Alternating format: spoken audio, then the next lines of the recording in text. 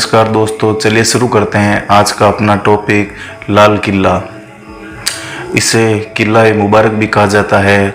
लाल किला भारत में घटित कई घटनाओं का साक्षी रहा है। करीब 250 एकड़ में फैला लाल किला आज भी मुगल राजशाही और ब्रिटिश शासकों के खिलाफ गहरे संघर्ष को बयां करता है।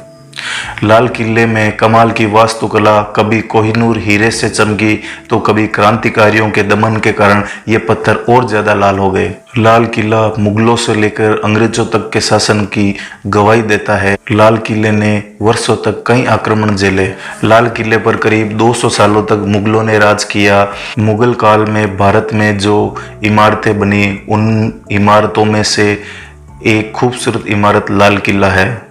मुगल बादशाह आगरा से जब दिल्ली आया तो उसने सोचा दिल्ली को अपनी नई राजधानी बनाने का और हुक्म दिया दिल्ली में एक आलीशान किला बनाने का। इस किले के जो डिजाइनर थे उनका नाम था अहमद लाहौरी। मुगलों को नदियों से लगाव था, इस वजह से उस समय जहां यमुना नदी बहती थी वहां पर लाल किले का निर्माण करवाया गया। दुनिया का सबसे नायाब व बेशकीमती माना जाने वाला हीरा कोहिनूर लाल किले में मुगल बादशाह के राज सिंहासन का हिस्सा था। लेकिन बाद में अंग्रेजों के शासन के दौरान ही अंग्रेज इस हीरे को अपने साथ ले गए। आज ये हीरा ब्रिटेन की महारानी विक्टोरिया के महल में है। दिल्ली की भीड़ भाड़ वाले इलाके के दिल में बसा लाल किला, इसे मुगल सम्राट शाहजहां द्वारा 12 मई 1639 ईस्वी को बनाया गया। इसे बनाने में करीब 10 साल लगे। इसकी आयु लगभग 384 साल है। लाल किले का आकार विशाल एवं भव्य है। इसमें बहुत से भवन, मस्जिदें, बाग, दरबार स्थित हैं। इसकी मुख्य दीवारें लाल कलर के बलुआ पत्थर से निर्मित है। ऐसा माना जाता है लाल किला कभी सफ़ेद हुआ करता था। भारतीय पुरातत्व विभाग के अनुसार जब ये पत्थर खराब होने लगे तब अंग्रेजों ने इन पत्थरों को लाल रंग से रंगवा दिया। लाल किले के 6 प्रमुख द्वार हैं।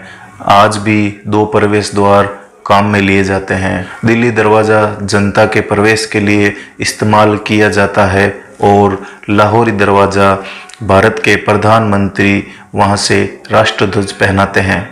लाल किले में दीवाने आम, दीवाने खास, रंग महल, हीरा महल, मोती मस्जिद, हयात बख्श बाग प्रमुख है। 15 जून 1648 को शाहजहां ने लाल किले को अपना आशियाना बनाया।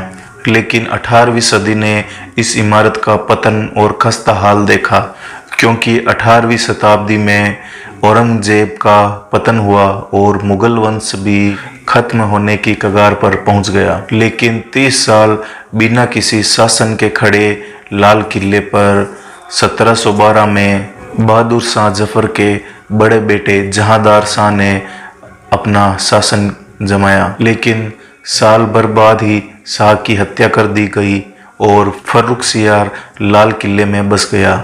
इसी दौर में मोहम्मद शाह ने फर्रुखसियार को हराकर लाल किले पर हुकूमत की। लेकिन इसके बाद एक फारसी शासक नादिर शाह ने शाह को हराकर अपनी हुकूमत कायम की।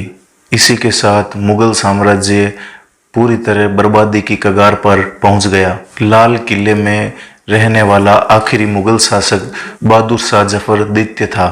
साल था 1752 जब मुगल पूरी तरह टूट चुके थे और मुगलों और मराठों के बीच एक संधि की गई, जिसके तहत लाल किले की गद्दी संभालने की जिम्मेदारी मराठों की दी गई और महादजी शिंदे लाल किले के तख्त पर बैठे।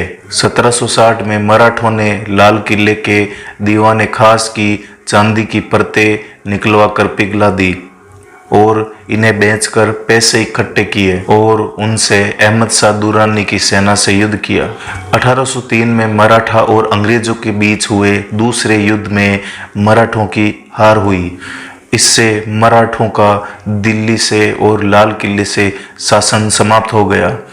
1857 की क्रांति के बाद अंग्रेजों में बहुत गुस्सा था। इस कारण उन्होंने लाल किले के बहुत से अहम हिस्सों को तबाह कर दिया और इसी दौर में कोहिनूर हीरे को भारत से ब्रिटेन ले जाया गया और आखिरकार वो दिन भी आया जब भारत से गुलामी का दौर खत्म हुआ।